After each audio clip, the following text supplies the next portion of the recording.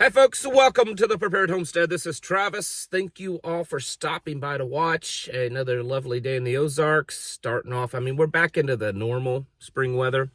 Last week was not normal spring weather. It was actually really hot, which is kind of weird.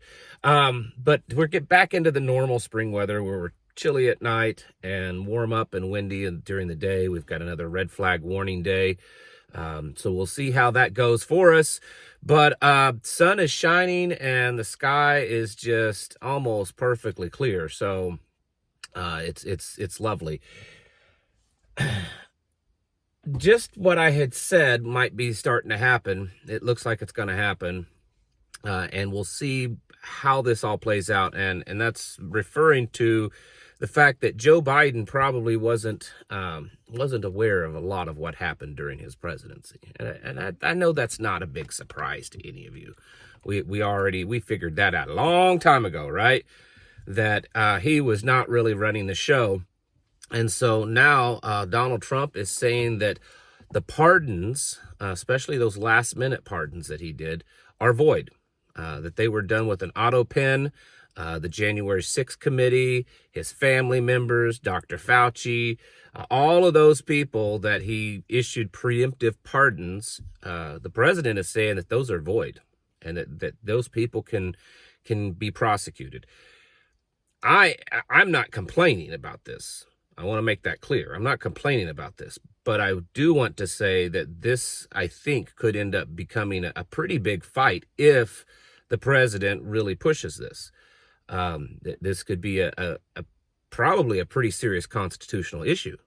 You know, if a pardon is issued by a previous president, is it still valid? Well, what about if he didn't actually sign it? If it was an auto pen? Joe Biden's not the first president to use auto pens. Auto pens, I think, from what I was reading, has been used back at least to the Reagan administration, maybe even further back than that. So it's not the first time it's happened. It's just that when it was done before, it was because he's the president. He's signing tons and tons of stuff a day. He knew it was being signed with the auto pen. It was just being done for time consuming of signing all these things. And so this is different.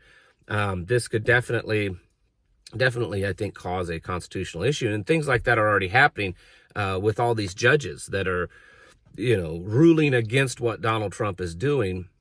One of the recent ones ruled that the president can't be rounding up all these illegals and kicking them out. And basically the president's thumbed his nose at that judge and is still doing it.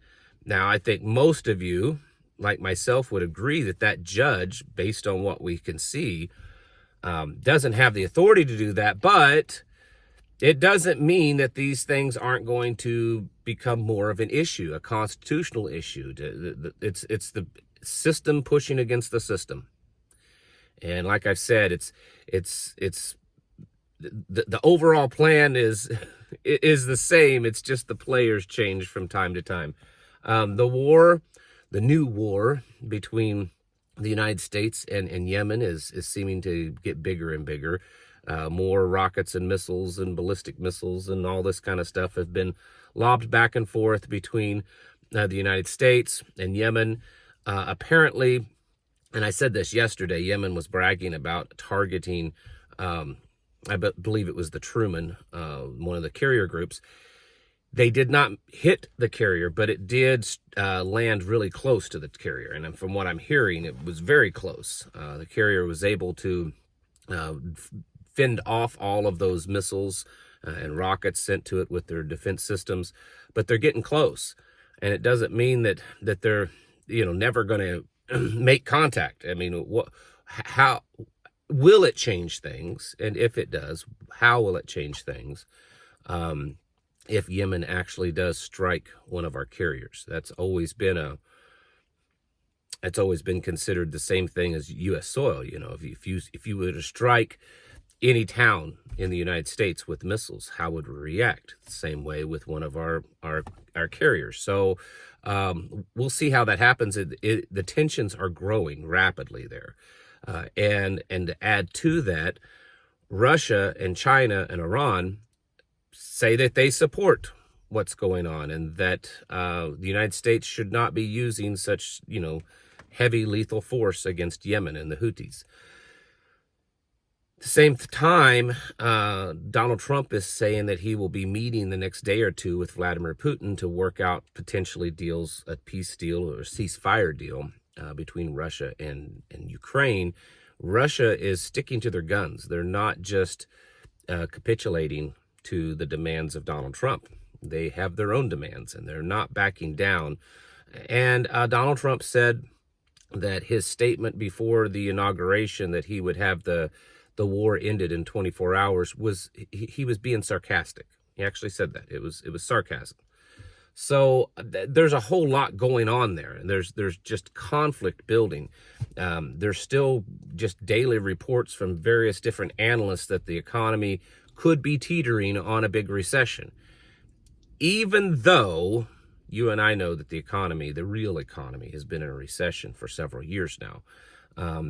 And even though, last week they talked about inflation being just a little bit down and certain markers looking good, there's others that's not, like overall consumer spending is still down. The real estate market is still not looking good. And some of the bigger indicators are big players in the economy. The big investors are pulling out.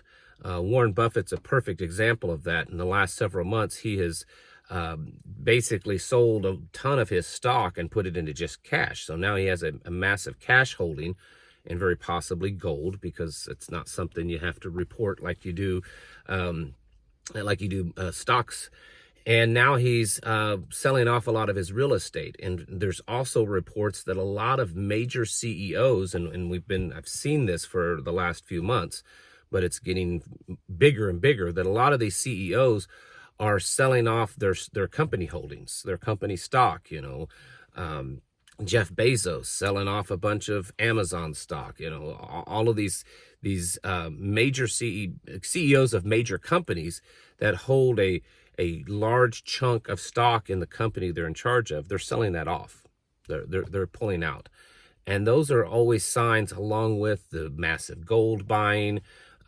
Gold's still up. It broke 3,000, and it's still hovering around that area. Those are all strong indicators that the economy, the future for the economy, is not very bright.